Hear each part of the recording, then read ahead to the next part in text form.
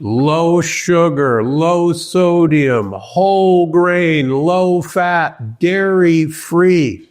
You will see these buzzwords on packaging all over the supermarket aisles and on television. Today, I'm going to tell you the worst healthy foods that you can buy. Now, make no mistake, these fake foods are packed full of hidden sugars, oils, and chemicals. So, overall, no. Read the back of the label and learn how to sniff out all the bad stuff that is hidden in those foods. And please don't forget to like, share, and subscribe. Okay, let's begin. Granola. The granola aisle in the supermarket just keeps getting bigger and bigger with more and more claims of energizing, antioxidant, good for you. They almost all follow the same damaging pattern. Do not be fooled. Granola is full of sugars, bad oils, nuts, and grains that are full of lectins. They typically use low-quality ingredients that wreak havoc on your gut. And oats. Almost all granolas are oat-based. Don't get me started about oats. Studies done by the Environmental Working Group, by Consumer Reports, show that all oat products in the United States are loaded with glyphosate, the active ingredient in Roundup. Even multiple organic oats have Roundup in them. Plus, if you read in Gut Check, there is another really nasty herbicide that is against the law to have in oats, but almost all oats tested in the United States have this herbicide as well. This herbicide is linked to cancer, premature birth, and deaths, and it's in your oats. So please, granola is not your friend. Granola bars, don't even get me started. Same thing. Most granola bars in the United States not only are loaded with lectins, but loaded with Roundup. And you don't want them. All right, well, how about frozen yogurt? You know that I'm a fan of certain yogurts because of the postbiotics, the fermentation products from the fermentation of milk into yogurt. But as you've read and learned, I'm a fan of sheep yogurt and goat yogurt and coconut yogurt. But I'm not a fan of regular milk yogurt because of a nasty lectin-like compound called casein A1 that's in most of our milk products in the United States. But frozen yogurt has nothing to do with yogurt. If you've ever noticed where frozen yogurt comes from, if you've ever actually gone to a frozen yogurt shop, you'll notice that this weird liquid thing in a plastic bag is poured into the yogurt making machine. No, they're not ladling yogurt in there. That is a slurry of chemicals, high fructose corn syrup, and milk products. There's no yogurt in there. Number 2, never seen a frozen sheep or goat yogurt. Even if there was, I bet there's large amounts of sugar or an artificial sweetener to it. And please don't buy into the low-fat, no-sugar yogurts that are so popular. You want the fat from milk products. That's actually where the good stuff is. You don't want the no-sugar yogurts because they're usually flavored with sucralose, aka Splenda. And one packet of sucralose will kill off 50% of all the bacteria in your gut, according to a Duke University study. You're not going to get the benefit of yogurt with prebiotics and probiotics and postbiotics. You're going to get a killing machine instead. So please stay away from the frozen yogurt. It's not what you think. Now, before we continue, please like, share, and subscribe if you're enjoying what you're hearing. Next, low-fat salad dressing. You see this everywhere, and it became a craze during the low-fat years. And usually the idea that fat in a salad dressing is bad for you is actually true, because most salad dressings, most commercial salad dressings, are made from high omega-6 fat oil, like soybean oil, like corn oil, like cottonseed oil. I could go on and on. These oils are full of short-chain omega fats, which are inflammatory. So the idea of a low-fat oil sounds good on the surface, but what they've substituted to make that taste good is one of two things. They've either added sugars to make up for the fact that there's no oil in there, or even worse, they want you to think it's low sugar and low fat, which sounds great, so they're using an artificial sweetener. And their favorite one is, unfortunately, sucralose.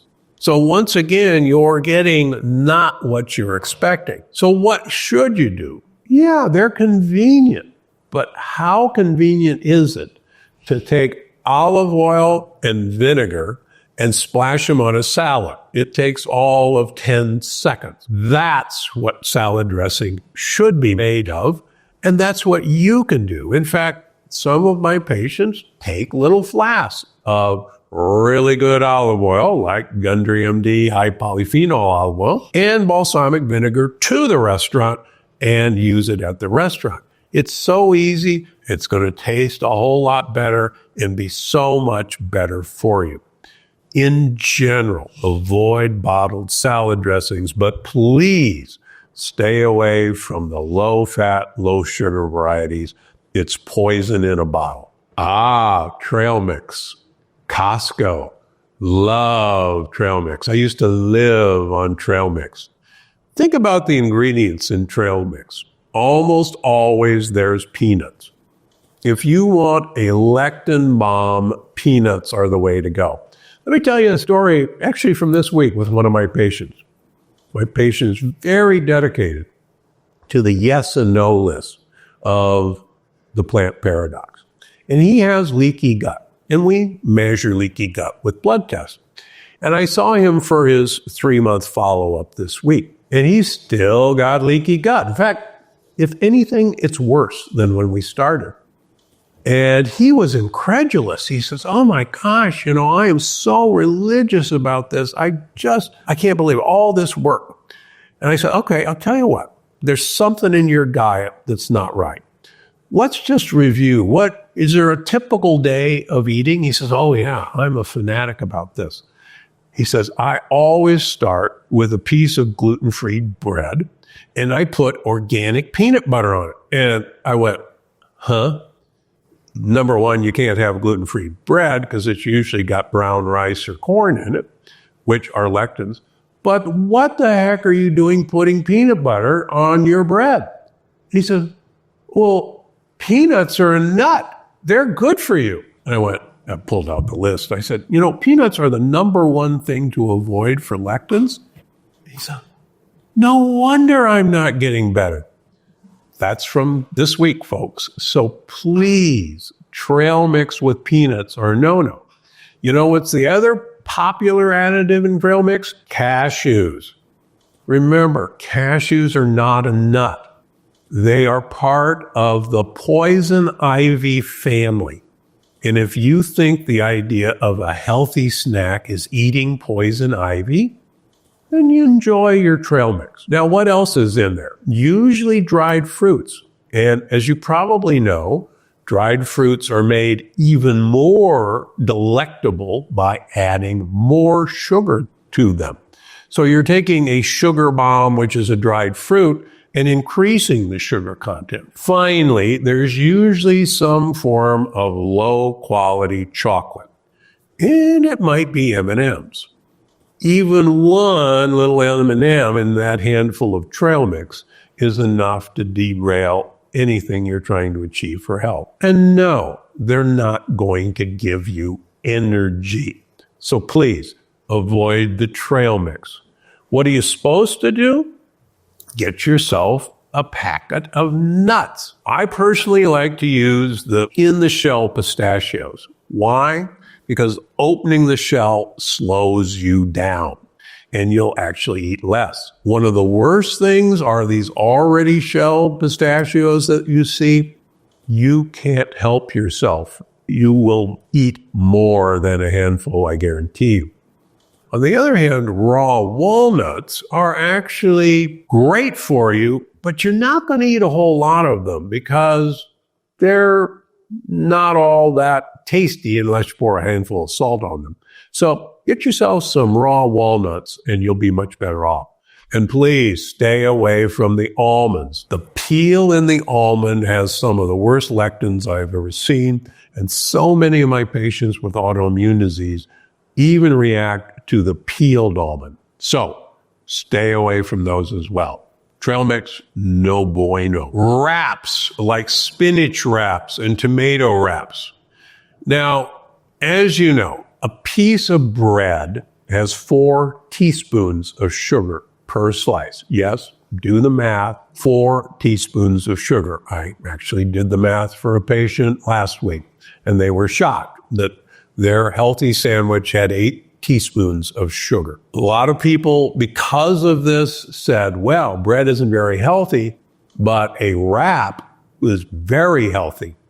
I break out the wraps in my office and show them that, in fact, number one, it's still made out of wheat or corn, and it's loaded with lectins. And it has either the same amount of sugar or even more per wrap. So people were getting wise to this. So what did people do? Well, let's mix in some spinach and green food coloring, or let's mix in some tomatoes with red food coloring, because, well, a spinach wrap or a tomato wrap certainly sounds healthier than a white flour wrap. Don't be fooled. The amount of spinach or tomatoes to make those wraps look pretty are infinitesimal, and you're still getting the load of gluten and bread and wheat and corn that you would get anyhow. Plus, sadly, a number of my patients with autoimmune disease react to the spinach and tomato lectins. So these are not only no more healthier than your plain white flour wrap, but they could be even worse. So what are you going to do? Well, get yourself a cassava wrap. Cassava is tasty, it works, but buyer beware. Even cassava without lectins still has a high sugar content. And I see a lot of my well-meaning patients who even switch to cassava wraps get too much sugar in their diet. So what to do? Use a lettuce wrap. A lot of stores will actually sell the butter lettuce or lettuce wraps. Make it with that. You're going to be in much better shape. Finally, anything yogurt covered. Yeah, yogurt sounds like a good idea. But marketing companies want to take what sounds like a good idea and bastardize it into a candy. So you see yogurt wrapped coffee beans, yogurt wrapped dried fruit, yogurt wrapped nuts, yogurt wrapped pretzels. Do you really think they dipped it into yogurt? How did they get it to stick? How did they get it to have the consistency that wouldn't come off in your hands? That's not yogurt. They've actually put large amounts of chemicals and binders and oils to make it stick to that food. It's like these frozen yogurts. That's not yogurt. And almost all of them, to make it edible, to make it tasty, to get you to pick it up, have added lots of sugar. These are just sugar bombs masquerading as health foods. Please stay away from the yogurt wrapped whatever. Finally, iced tea. I've already talked a lot about the hidden dangers of energy drinks, and I'll leave that in the descriptions. Most iced teas that you buy in cans or bottles are unfortunately loaded with sugar and other chemicals and preservatives, but the low-calorie ones usually are flavored with sucralose, Splenda, and that is a gut buddy killer. Or they've used high fructose corn syrup, which is even worse than sugar. So in any way, these things are no good. On the other hand, a freshly brewed cup of tea has huge amounts of benefits, but make sure you don't buy the mass-produced bottled ones. There's one study in 2010 found that you'd have to drink 20 bottles of store-bought tea to get the amount of antioxidants and polyphenols in just one home-brewed cup. This is my green tea that I just brewed in my office. So stick to the tea you brew at home, put it in a stainless steel container or mug, mine's ceramic, and stay away from those bottles. Thanks so much for watching this episode, but don't go anywhere. I think you're going to love this next one. My health was not always great. In fact, for many years, I was obese, suffered from migraines every day, and had such bad arthritis I had to wear braces on my knees to run.